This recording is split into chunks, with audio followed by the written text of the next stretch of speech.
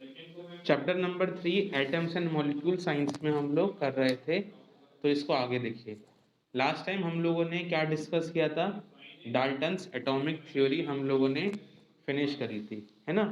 अब Dalton's atomic theory के बाद हमारी अगली हेडिंग हमने करी थी एटम की डेफिनेशन, है ना।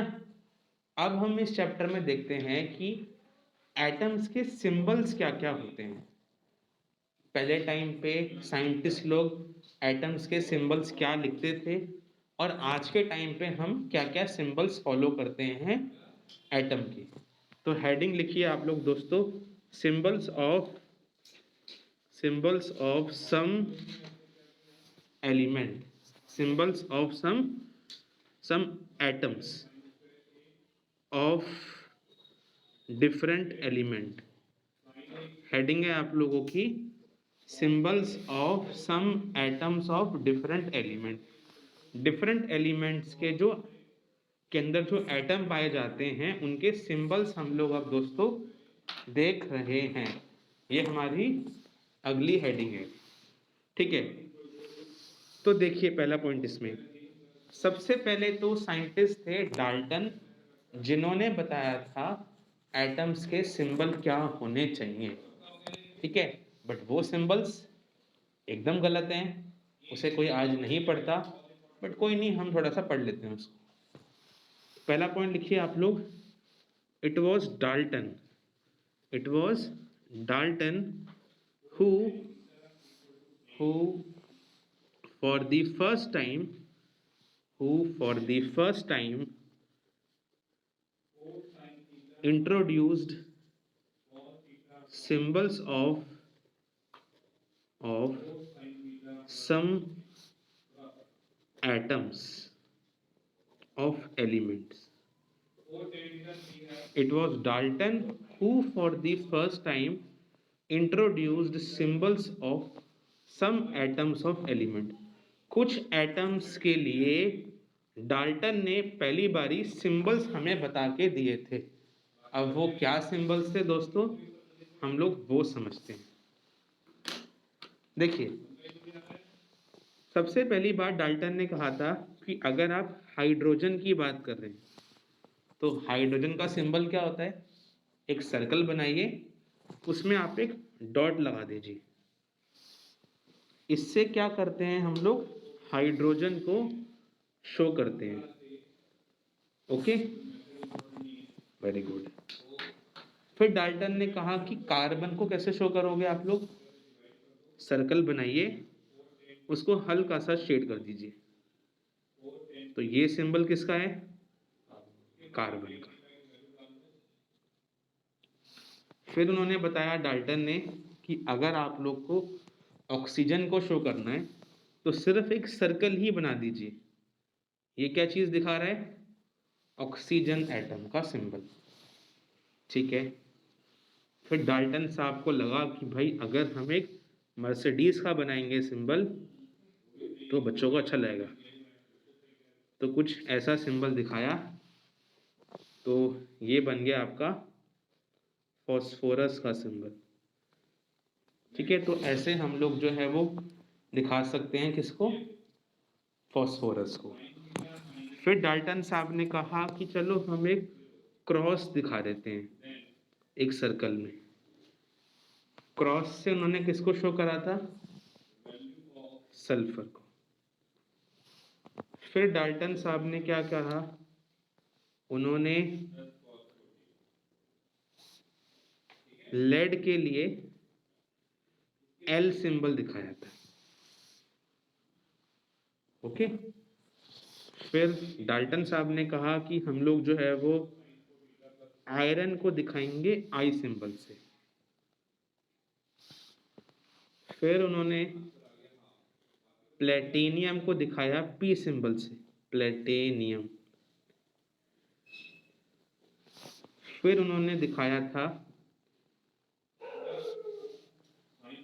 गोल्ड को जी लिख के और उसके चारों ओर 8 डॉट्स बना के, 1 2 3 4 5 6 7 और 8, ऐसे 8 डॉट्स बनाए गोल्ड के चारों ओर, तो ये गोल्ड को ऐसे रिप्रेजेंट करेंगे।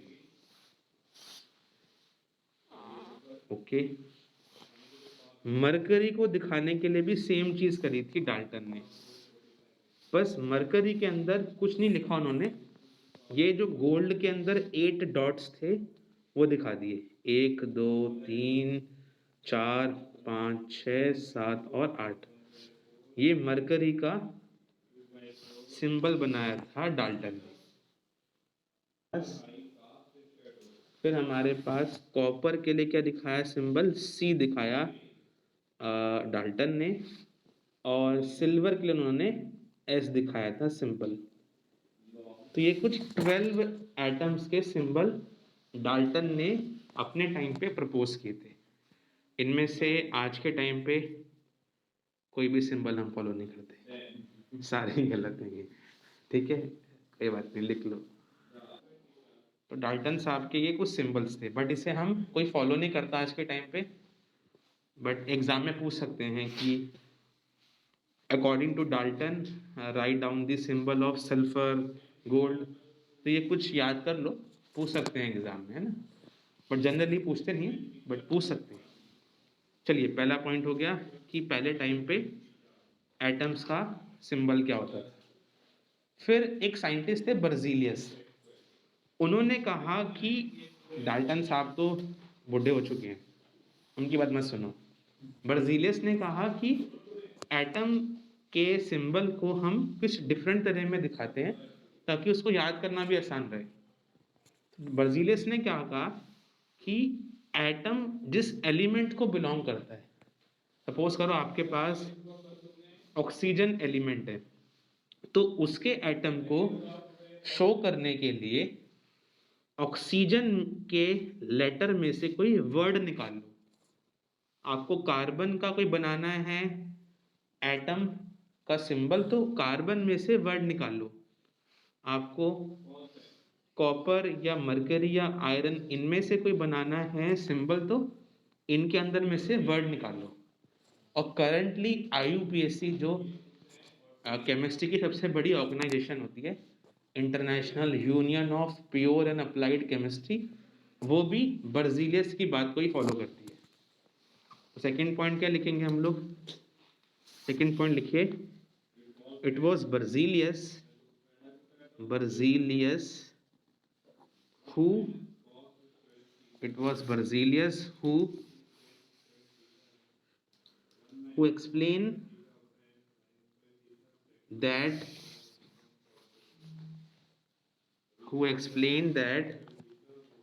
symbol of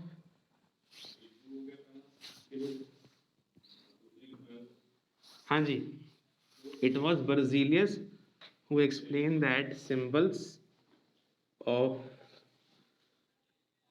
atom be derived from the one or two, हाँ जी, one or two letter appearing in its name। नहीं, वो अलग थे। एंड सिमिलरली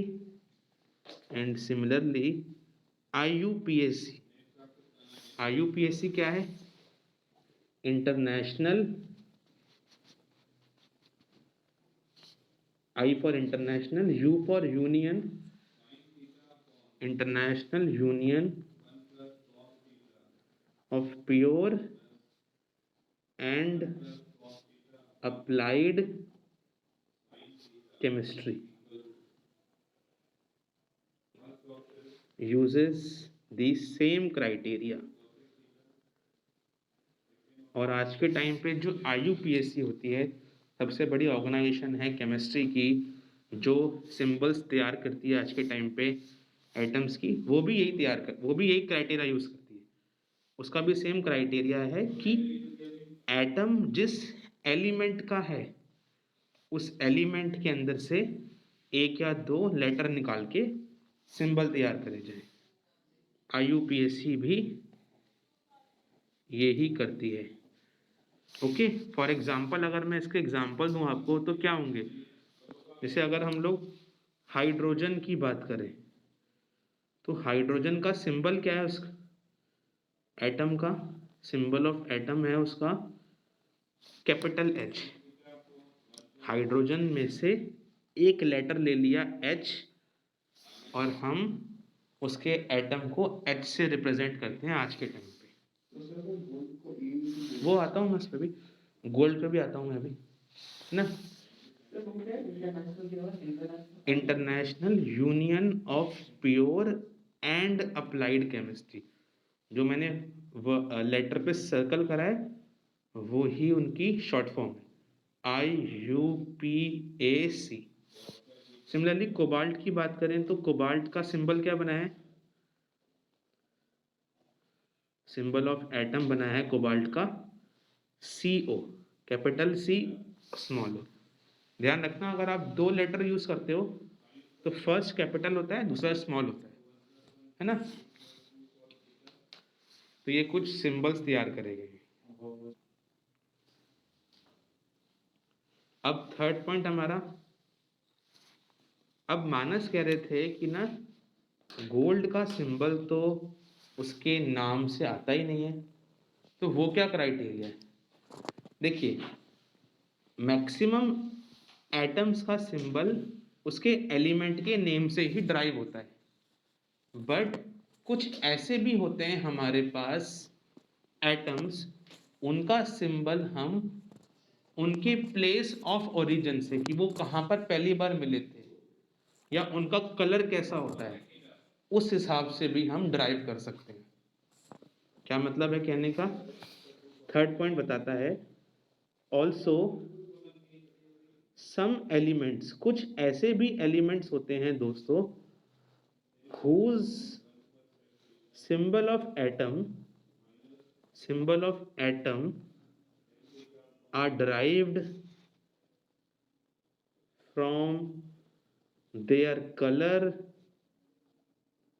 या place of discovery। जैसे कि गोल्ड का जो सिंबल है वो उसके कलर से डिटरमाइन करा गया था, कॉपर का सिंबल जिस जगह पे पहली बार उसकी डिस्कवरी हुई थी उस हिसाब से बनाया गया था। जनरली तो हम लोग आज के टाइम पे IUPAC कहती है कि जिस भी एटम का सिंबल बनाना है जिस एलिमेंट को बिलोंग करेगा वहां से निकालो। हाइड्रोजन एक एटम है, उसका सिंबल तैयार करना है तो हाइड्रोजन का जो एलिमेंट है उसमें से एक दो वर्ड निकाल के एटम का सिंबल बनाओ। बट कुछ एलिमेंट्स के लिए छूट भी दी गई थी, जैसे गोल्ड। फॉर एग्जाम्पल गोल्ड की बात करें, गोल्ड में क्या है, गोल्ड का कलर येलो होता है, गोल्ड थोड़ा सा येलो कलर का होता है, और येलो का एक इंग्लिश नेम होता है ऑरम। गोल्ड को येलो को मतलब गोल्ड येलो कलर का होता है और येलो को ऑरम भी कह देते हैं, इसलिए ऑरम से AU वर्ड निकाल लिया हमने, AU है ना। Gold has yellow colour which is also known as Aurum colour. Gold का येलो कलर होता है और येलो कलर को हम लोग ऑरम कलर भी कहते हैं। And so AU is the symbol of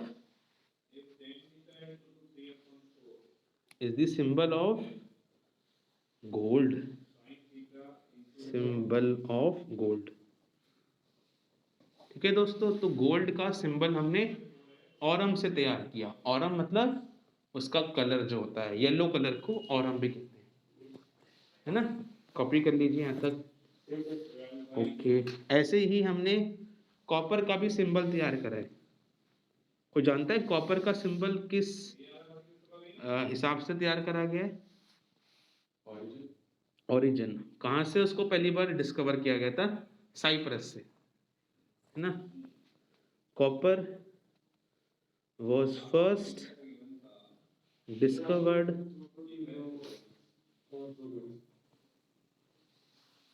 हाँ जी, तो कॉपर को पहली बार डिस्कवर कहाँ से करा गया था? Copper was first discovered from Cyprus. इसलिए सिंबल क्या बना कॉपर का?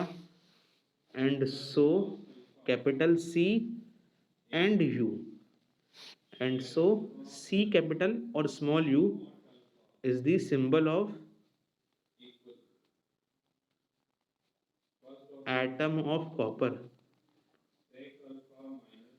तो इसलिए कॉपर के एटम के सिंबल को हमने सी यू से रिप्रेजेंट करा। तो जनरली IUPAC और बर्जीलियस की बात मानते हैं, बट कुछ एटम्स को हमने छूट भी दे रखी है, कॉपी कर लीजिए। हाँ जी, लास्ट पॉइंट इसमें आपका, लास्ट पॉइंट क्या है इसमें आप लोग का? लास्ट पॉइंट इसमें आपका ये है कि जैसे बर्जीलियस ने कहा था और IUPAC ने कहा था कि एटम्स के सिंबल को उस एलिमेंट के नाम में से ही निकालते हैं, बट अभी हमने देखा कि हम गोल्ड और कॉपर के सिंबल कुछ और तरीके से बनाते हैं। ऐसे ही कुछ और भी हमारे पास सिंबल्स हैं, जैसे आयरन का सिंबल, सोडियम का सिंबल, पोटेशियम का सिंबल। वो सिंबल उनके लैटिन, जर्मन, ग्रीक नेम से बनाए गए। क्या लिखेंगे हम? Also symbols of some atom are derived from their Latin, German, Greek name। जैसे कि अगर हम एग्जाम्पल देखें दोस्तों, तो एग्जाम्पल क्या होगा? अगर हम बात करें आयरन की, आयरन का अगर हम सिंबल बनाते तो क्या बनना चाहिए था? आई या IR या IO या IN। बट आयरन का सिंबल ये थोड़ा है। आयरन का पता है सिंबल किसी को क्या होता है? Fe। सोडियम का Na। कैसे बनाया? आयरन का लैटिन भाषा में नेम है ferrum. Ferrum iron has ferrum name in Latin language. इसीलिए सो Fe is it's symbol of atom. इसलिए Fe बना दिया हम लोगों ने आयरन के एटम का सिंबल। कॉमा ऐसे ही अगर हम बात करें सोडियम की, सोडियम हैज नेट्रियम नेम।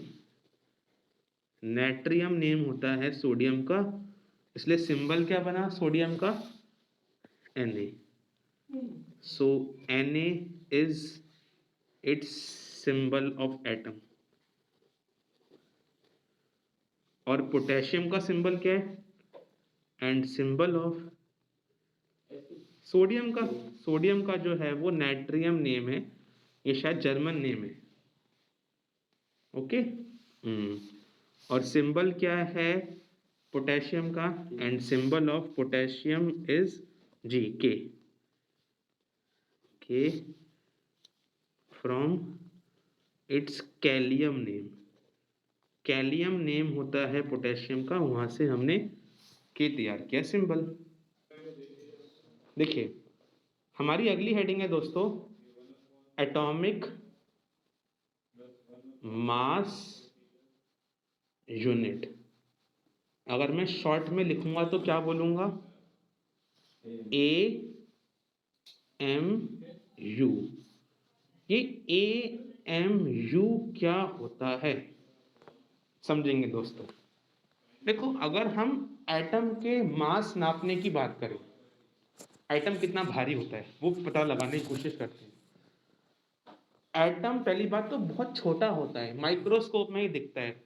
अपनी नेक्ड आई से माइक्रोस्कोप को अपनी नेक्ड आई से बिना माइक्रोस्कोप के एटम को देखना पॉसिबल ही नहीं है।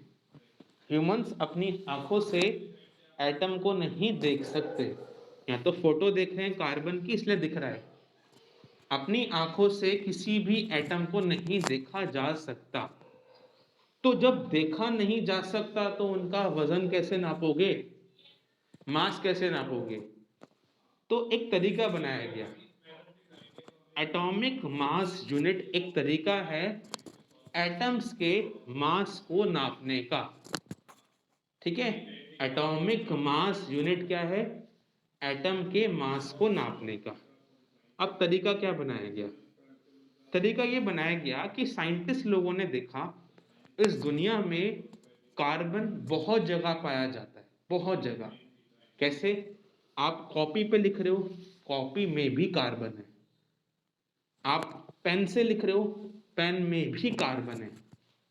ठीक है, बहुत सारे सब्सटेंस में कार्बन प्रेजेंट होता है। चेयर पे बैठे हो, चेयर भी कार्बन से बनी है। कार्बन बहुत जगह पाया जाता है। तो साइंटिस्ट लोगों ने क्या बोला, कार्बन का यूज करके एटम को नापने की कोशिश करेंगे। अब उन्होंने क्या बोला? उन्होंने बोला कार्बन में भी हमारे पास सबसे ज्यादा कार्बन का एक C12 आइसोटोप मिलता है। मैं आपको पढ़ाऊंगा चैप्टर नंबर 4 में आइसोटोप्स क्या होते हैं। ठीक है, अभी सिर्फ याद कर लो, कार्बन के बहुत सारे होते हैं आइसोटोप्स। C12 कार्बन का एक क्या होता है? आइसोटोप। ओके, इसका मास कितना होता है? इसका मास 12 होता है। अभी याद कर लो इसका मास कितना है? 12 है। क्यों है बता दूंगा अभी थोड़ी देर में। तो साइंटिस्ट लोगों ने बोला एटम को नापने के लिए इस कार्बन का यूज करेंगे। तो उन्होंने क्या बोला? उन्होंने बोला एक तरीका करते हैं, जो अभी हम पढ़ रहे थे एटॉमिक मास यूनिट, अब उस पर दोबारा आते हैं। तो साइंटिस्ट ने बोला हमें क्या करना है, एटम को वे करना है, उसका मास नापना है ना। नंबर 1 चीज एटम का वेट नापना है। नंबर 2 चीज किससे नापोगे एटम का मास? इस कार्बन से। अब नापने का तरीका क्या है? तो साइंटिस्ट लोगों ने बोला कार्बन का मास कितना होता है? 12, मैंने बताया अभी। इस कार्बन के मास को 1/12 नंबर से मल्टीप्लाई कर दो। कार्बन का मास कितना है? 12। 12 को 1/12 से मल्टीप्लाई कर दो, तो 12 से 12 कट जाएगा। आपको जो मिलेगा वो 1 एटॉमिक मास यूनिट की डेफिनेशन है, और इसका यूज करेंगे अभी एटम के मास को नापने में। मास नापने का तरीका बनाया AMU। अगर आपको सिंपल भाषा में समझना है AMU क्या है, तो जैसे हम अपना मास किस में नापते हैं दोस्तों? किलोग्राम में। हमारा मास 50 kg होता है, 100 kg होता है। केजी नापने का तरीका है मास। एटम बहुत छोटा है तो केजी यूज नहीं कर सकते, तो AMU बनाया, एटॉमिक मास यूनिट। उसे डिफाइन कैसे करा गया? Atomic mass unit is 1/12 times mass of 1 atom of carbon. ऐसे डिफाइन करा गया AMU।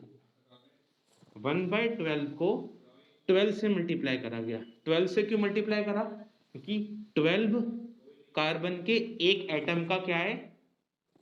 मास है। तो 12 से 12 कट जाएगा, 1 AMU की डेफिनेशन मिल जाएगी।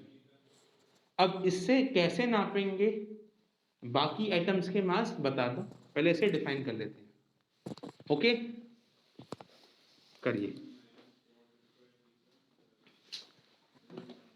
तो हम लोग क्या कर रहे हैं, AMU को डिफाइन कर रहे हैं, एटॉमिक मास यूनिट को डिफाइन कर रहे हैं, एएमयू को डिफाइन कर रहे हैं। तो एएमयू क्या है आप लोग लिखिए, आप लोग लिखेंगे one atomic mass unit, atomic mass unit जो एएमयू है is equal to 1/12 times is equal to 1/12 times the mass of one atom of carbon 12 isotope, one atom of carbon 12 isotope. Carbon के बहुत सारे आइसोटोप्स होते हैं, carbon का 12 isotope हम लेते हैं, तो ऐसे एएमयू को डिफाइन करेंगे। अब एएमयू से बाकी एटम का मास कैसे निकालेंगे अभी देखते हैं। तो हमारे पास क्या निकला, 1 एएमयू कितना है, 1/12 into mass of one atom of C12 isotope. इसे ब्रैकेट में बंद कर दीजिए, ये 1 एएमयू का फॉर्मूला हो गया। एग्जाम में पूछ सकते हैं इसको ट्रू एंड फॉल्स करके, क्या यही है 1 एएमयू का फॉर्मूला? यस, लिख लीजिए। अब हेडिंग आती है एटॉमिक मास यूनिट के बाद रिलेटिव एटॉमिक मास। हेडिंग आती है आप लोग की अभी रिलेटिव एटॉमिक मास। अब ये रिलेटिव एटॉमिक मास क्या है दोस्तों, पहले डिफाइन कर लीजिए फिर समझाते हैं। Relative atomic mass of an atom is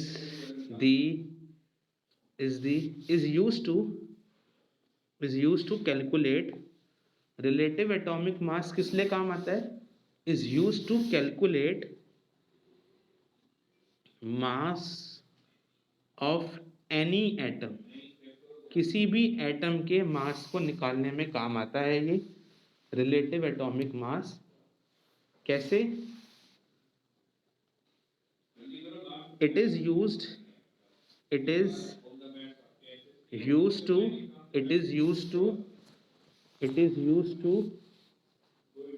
calculate mass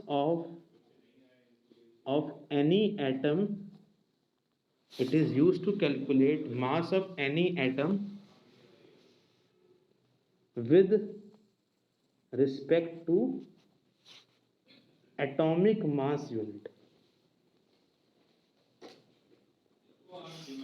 लिखिए, बताता हूं क्या है। देखो रिलेटिव एटॉमिक मास कैसे काम करता है। सपोज करो मुझे मास निकालना है, हाइड्रोजन से स्टार्ट करते हैं कि हाइड्रोजन के एटम का मास कितना है, ठीक है। कैसे निकालेंगे? For example mass of one atom of hydrogen, hydrogen के एक एटम का मास कैसे निकालोगे? करना कुछ ये है कि जो आपने अभी एएमयू निकाला था, जो आपने एटॉमिक मास यूनिट निकाली थी, उसका यूज करके किसी एटम का मास निकालना है। कैसे? एएमयू को मल्टीप्लाई कर दो उस एटम के अंदर number of protons plus neutrons कितने होते हैं उससे। भाई आपको मैंने कहा हाइड्रोजन का मास निकालो, तो अभी मैंने बताया हाइड्रोजन का मास रिलेटिव एटॉमिक मास है। हाइड्रोजन का मास का मतलब हम रिलेटिव एटॉमिक मास निकाल रहे हैं, और रिलेटिव एटॉमिक मास निकालने के लिए हम लोग एटॉमिक मास यूनिट का इस्तेमाल करते हैं। तो हाइड्रोजन का कैसे निकालोगे मास? हाइड्रोजन का मास निकालने के लिए एटॉमिक मास यूनिट को मल्टीप्लाई करो हाइड्रोजन में प्रोटॉन्स और न्यूट्रॉन्स कितने हैं। अब ये तो आपको नहीं पता, तो कुछ एटम्स का याद कर लो, बाकी आपको बाद में याद हो ही जाएगा चैप्टर 4 में। हाइड्रोजन में प्रोटॉन्स और न्यूट्रॉन्स पता है कितने होते हैं? 1। तो 1 को 1 से मल्टीप्लाई करा, कितना आंसर आया? 1 AMU। हाइड्रोजन का मास 1 AMU होता है, हाइड्रोजन का मास 1 है। हाइड्रोजन एटम का बोल रहा हूँ मैं, हाइड्रोजन मतलब एक H का मास 1 है, ठीक है। चलो अब मैं मान लो आपसे कहता कि मुझे बताओ mass of 1 atom of sodium, suppose करो मैं कहता सोडियम का मुझे मास निकालना है, तो सेम तरीका करना है। 1 AMU को किससे मल्टीप्लाई करोगे दोस्तों? देखो किससे मल्टीप्लाई करना है, प्रोटॉन्स और न्यूट्रॉन्स कितने हैं हमारे सोडियम में? सोडियम में 23 होते हैं प्रोटॉन्स और न्यूट्रॉन्स, तो आंसर कितना है हमारा? 23 AMU। तो कुछ ऐसे निकाला जाता है सोडियम का मास। तो सोडियम का मास कितना है? 1 AMU। तो आपको प्रोटॉन्स और न्यूट्रॉन्स का नंबर याद करना, तो काम हो जाएगा। हमें सबके याद नहीं करने, कुछ के याद करने हैं। तो अभी तो मैं इतने लिखवाता हूँ, बाकी टेबल में आप लोग को उसकी पूरी नेक्स्ट टाइम बनवाता हूँ।